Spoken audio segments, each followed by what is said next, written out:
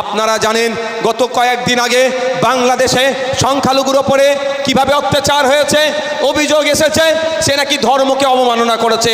প্রশ্ন আমার এখানে একটা, যদি সত্যিকারে এই ধর্মকে অবমাননা করে তার জন্য বিচার আইন ব্যবস্থা আছে, তার আপনি আইন হাতে তুলে নিতে পারেন না। আর দ্বিতীয় কথা, তাদের অভিযোগ বাংলাদেশের মানুষের যারা ওকে মেরেছে সবাই নয়, তারা বলছে ইসলাম ধর্মকে অবমাননা করেছে। ইসলাম ধর্মকে অবমাননা করার জন্য আপনি যে পদক্ষেপ নিলেন সেইটাও তো ইসলাম ধর্মের বাইরে। ইসলাম ধর্মে কোথায় লেখা আছে মানুষকে আগুন দিয়ে পুড়িয়ে দেবার কথা? তাই ইন্ডিয়ান সেকুলার ফ্রন্ট ওর প্রতিবাদ করেছে।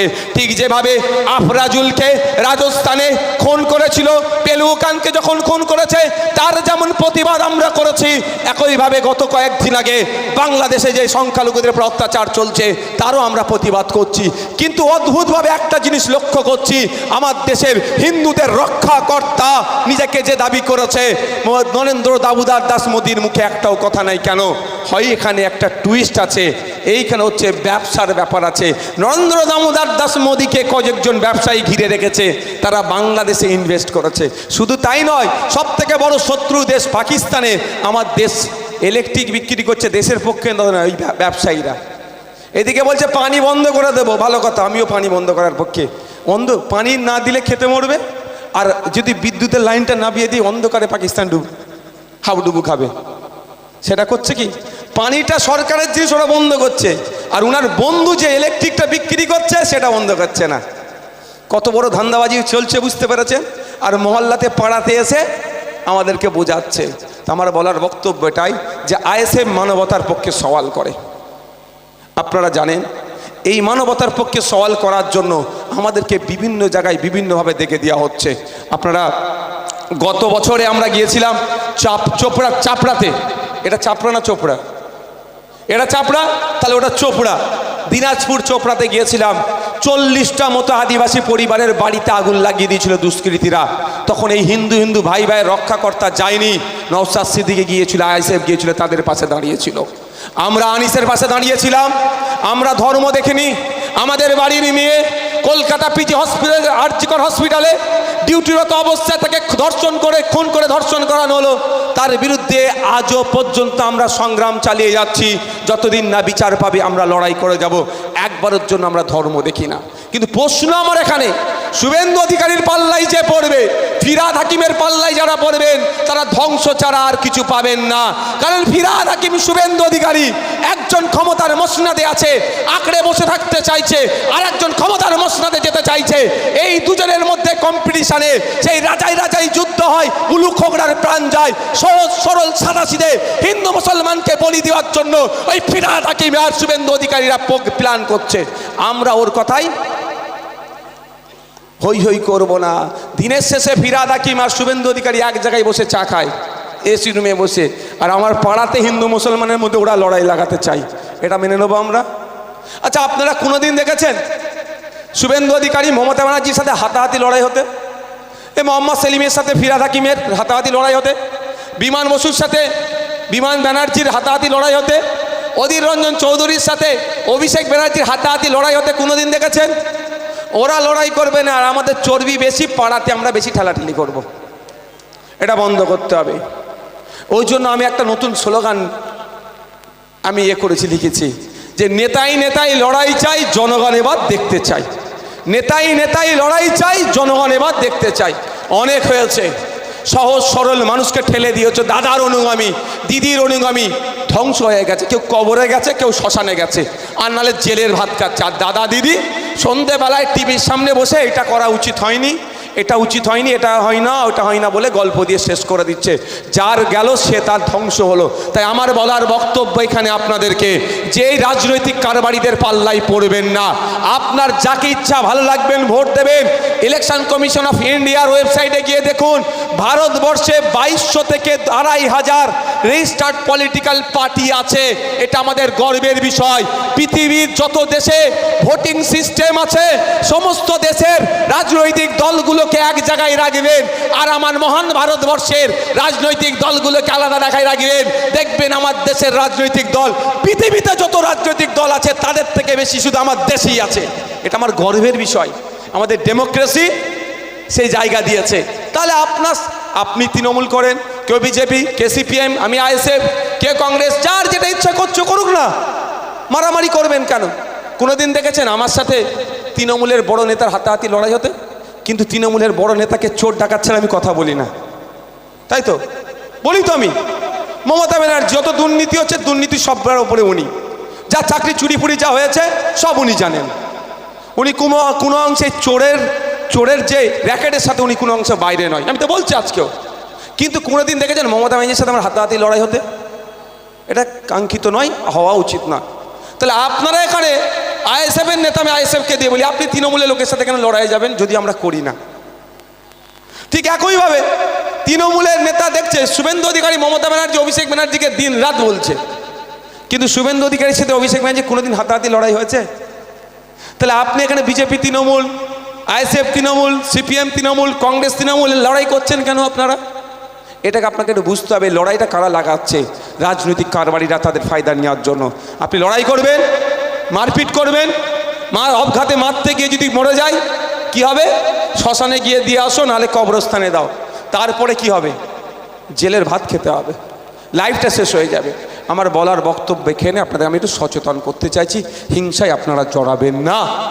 ভালো লাগলে ভোট দেবেন, না লাগলে দেবেন না, কিন্তু হিংসায় জড়ালে ক্ষতি আপনাদের হবে, নওশাদ সিদ্দিকীর হবে না। সন্ধ্যাবেলা টিভির সামনে বসে কি বলবো, এটা উচিত হয়নি, আমার ছেলেকে মারলো কেন? এইটা হচ্ছে তো নাকি? আমরা আমাদের অধিকারকে বুঝে নিতে এসেছি, আমাদের অধিকার আমাকে বোঝানো হচ্ছে না। শুধু নাম কাওয়াস্তে ভালোবাসছি ভালোবাসছি ভালোবাসা ভালোবাসা বললেও আমাদেরকে আমাদের অধিকার দেওয়া হচ্ছে না। আমাদের অধিকারটাকে আমাদের পেতে গেলে যারা অধিকার দেয় সেই জায়গায় আমাদের লোককে পাঠাতে হবে, অন্যথায় আমরা আমাদের সঠিক অধিকার পাবো না।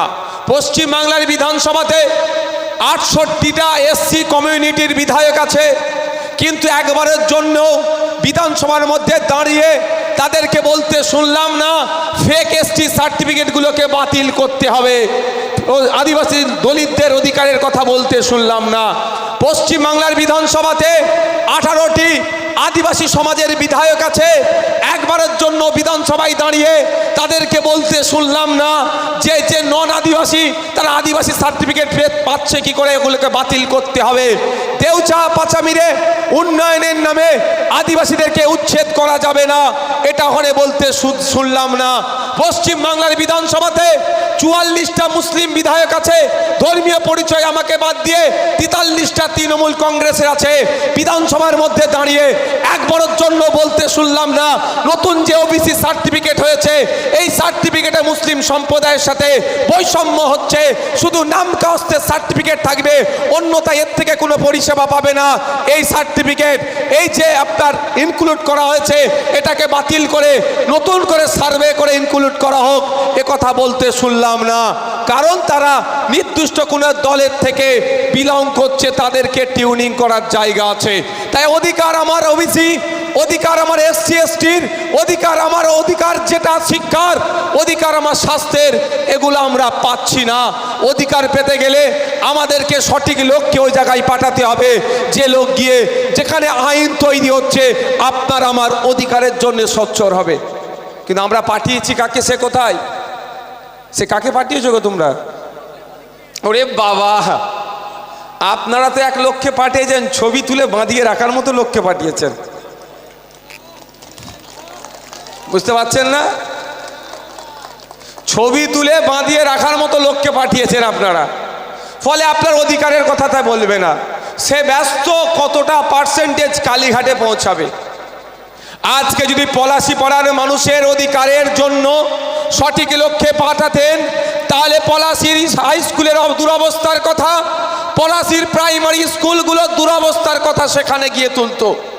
আজকে যদি আপনি পলাশির মানুষের সঠিক নির্বাচিত করে সঠিক জনপ্রতিনিধিকে বিধানসভায় পাঠাতেন, পলাশির কৃষকদের কথা বলতো, পলাশির শ্রমিকের কথা বলতো, পলাশির ছাত্র যুবর কথা বলতো, পলাশির মায়েদের কথা বলতো, পলাশির বাপেদের কথা বলতো।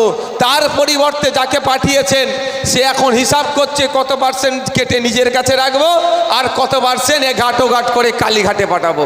ফেক এসটি এসসি সার্টিফিকেটের বাতিলের জন্য আজকে আমাদের অধিকার সভা।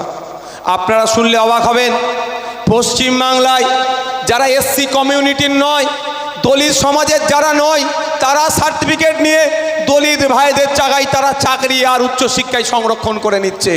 এবছরে মেডিকেলে 41 জন ডক্টরি এতে চান্স পেয়েছে আদিবাসী ভাইদের কোটাতে, যারা আদিবাসী নয়।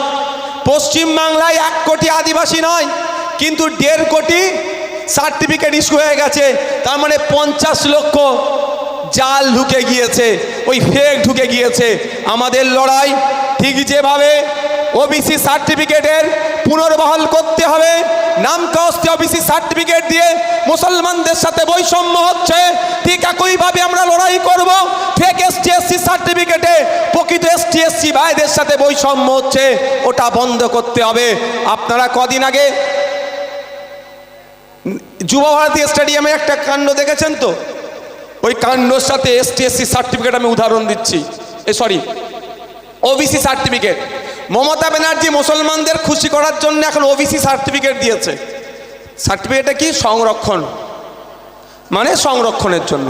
আপনি উচ্চশিক্ষায় সংরক্ষণ যাতে পান, সেই জন্য চাকরির ক্ষেত্রে যাতে সংরক্ষণ পান, তার জন্য একটা সার্টিফিকেট দিয়েছে। সেটা কি কাজে কার্যকারী হবে? কিচ্ছু হবে না, ধ্বংস করে দিয়েছে, নাম কস্তে দিয়েছে। কেমন জানেন? আপনি টিকিট কাটলেন মেসিকে দেখার জন্য, হাতে টিকিট আছে, বৈধ টিকিট, স্টেডিয়ামের মধ্যে ঢুকলেন, সিটে বসলেন, মেসিকে দেখতে পেলেন না, তাই তো? তারপরে কি হচ্ছে? আমি ওইটাতে এখন যাচ্ছি না।